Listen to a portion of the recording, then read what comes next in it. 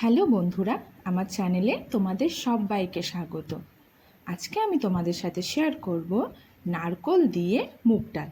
নারকোল দিয়ে মুগ ডাল বানানোর জন্য আমি প্রথমে কি করব, একটা নারকোলের মালা থেকে লম্বা লম্বি করে কয়েকটা ফালি নারকোল নিয়ে নিলাম।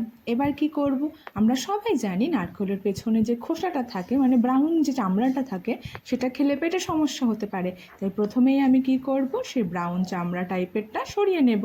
তারপরে সেই নারকোলগুলোকে টুকরো টুকরো করে কেটে নেব। চলো তোমাদের সাথে আমি কথা বলি, আর নারকোলের দিকে টুকরো করা হয়ে যাক। তোমাদের সাথে কথা বলতে বলতে আমি সব নারকোলগুলোর খোসা ছাড়িয়ে টুকরো টুকরো করে কেটে নিলাম। নারকোল খেতে কে কে পছন্দ করো আমাকে কিন্তু জানিও। চলো তোমাদের সাথে কথা বলতে বলতে আমার সব নারকোলগুলোর টুকরো টুকরো করে কাটা হয়ে গেল। এবার আমি কি করব, এবার আমি ডালটা বানাবো। ডালটা বানানোর জন্যই প্রথমেই আমি উনুনটা জ্বালিয়ে কড়াইটা প্রথমে শুকনো করে নিলাম। এবার এই শুকনো কড়াইয়ের ওপরেই পরিমাণ মতো মুগ ডাল ঢেলে দিলাম। আমরা সবাই জানি যে মুগ ডাল যদি আমরা ভেজে রান্না করি, মুগ ডালের টেস্ট খুব ভালো হয়। সেটার জন্যই আমরা শুকনো খোলায় প্রথমে মুগ ডালটা সুন্দর করে ভেজে নেব। আর মুগ ডাল যখন ভাজা হয়, সবাই জানো কত সুন্দর একটা গন্ধ বেরোয়।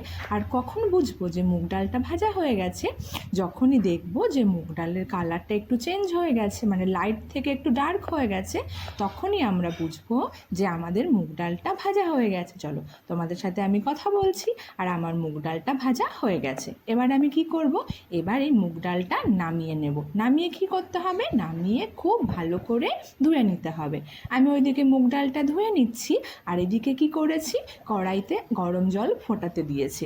জলটা যে গরম হয়ে গেছে, এবার যে ডালটা আমি ধুয়ে রেখেছিলাম সেই ডালটা আমি দিয়ে দেব জলের ভেতরে। একটু লবণ দিয়ে দিলাম। লবণ দিয়ে এবার ওয়েট করব যতক্ষণ না ফুট না আসে। তোমাদের সাথে কথা বলতে বলতে দেখছো আমি ডালটা নাড়িয়ে দিচ্ছি। ডালটা যদি আমি না নাড়াই, তোমরা সবাই জানো নিচে দলা হয়ে যাবে। এবার জলের মধ্যে ফুট চলে এসেছে, আর ওপর দিয়ে সাদা সাদা ফেনা দেখা যাচ্ছে। এবার আমি কি করব, এই ফেনাগুলো একটা হাতার সাহায্যে আমি সেটা পরিষ্কার করে নেব। তোমরা দেখতে পাচ্ছ, তোমাদের সাথে কথাও আমি বলছি, আর ওইদিকে ফেনাটাও পরিষ্কার করে দিচ্ছি। তোমাদের সাথে কথা বলতে বলতে আমার ফেনাটা যে পরিষ্কার হয়ে যাবে, এবার আমি কি করব, ডালটা লো ফ্লেমে দিয়ে ঢেকে ঢেকে সেদ্ধ করব। দেখো ভালো করে আমি ফেনাটা ছাড়ছি। ডোন্ট ওয়ারি, কম থাকবে ফেনাটা, পরে আবার তোলা যাবে। এই পরে আমি আঁচটা লো করে আমি ডালটা সেদ্ধ বসালাম। দেখতেই পাচ্ছ আমার ডালটা সেদ্ধ হয়ে গেছে। ডালটা সেদ্ধ হয়ে গেছে। এবার আমি কি করব, এইবার যে বাড়িতে ডাল ঘুটনি থাকে না, বা যে ম্যাশারটা থাকে, সেই ম্যাশারটা দিয়ে চেপে চেপে আমি ডালটা প্রথমে কি করব, ভালো করে মিশিয়ে নেব। মিশিয়ে গেলে দেখা যাবে যে ডালটা আস্তে আস্তে ছিল, সেটা আর আস্ত নেই, ডালটা একটু সেদ্ধ হয়ে গেছিলো। এবার পুরো নরম হয়ে মিশে গেল। এবার আমি এর ভেতর দিয়ে দেব পরিমাণ মতো জল।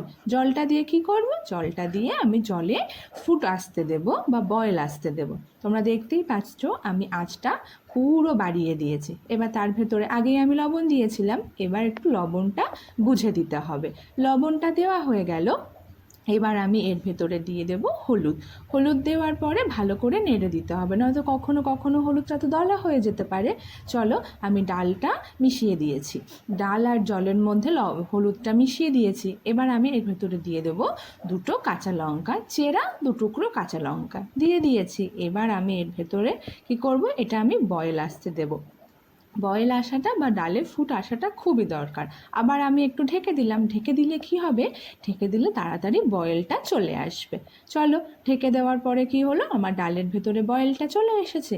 এইবার কি করব, এবার আমি ডালটা আর একটুখানি ঘেটে ডালটা নামিয়ে নেব।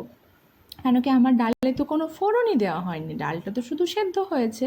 চলো এবার আমি আঁচটা লো করে এবার আমি কি করব, ডালটা নামিয়ে নেব একটা জায়গায়। এবার আমি কি করব, কড়াইটা গরম করে কড়াইতে তেল দিয়ে দিয়েছি।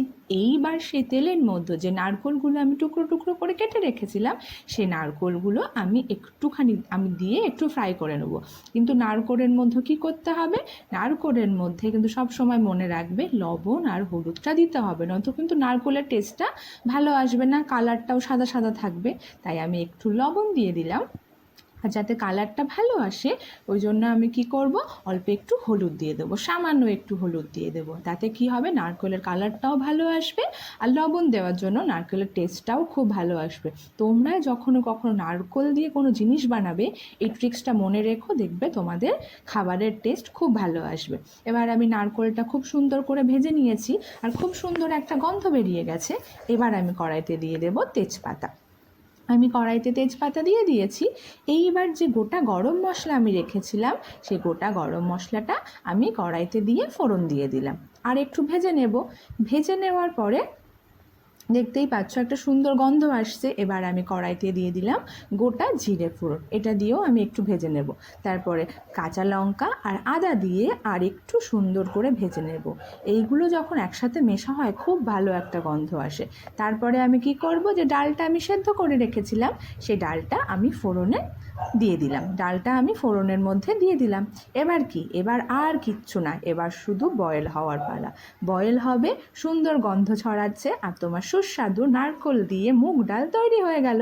আমি আঁচটা বন্ধ করে দিলাম। এবার নামিয়ে নিলেই তৈরি হয়ে গেল সুন্দর নারকেল দিয়ে মুগ ডাল রেসিপি। তোমরা কিন্তু ঘরে বানাবে আর বানিয়ে কিন্তু আমাকে অবশ্যই জানাবে যে তোমাদের টেস্টটা কেমন এসেছে।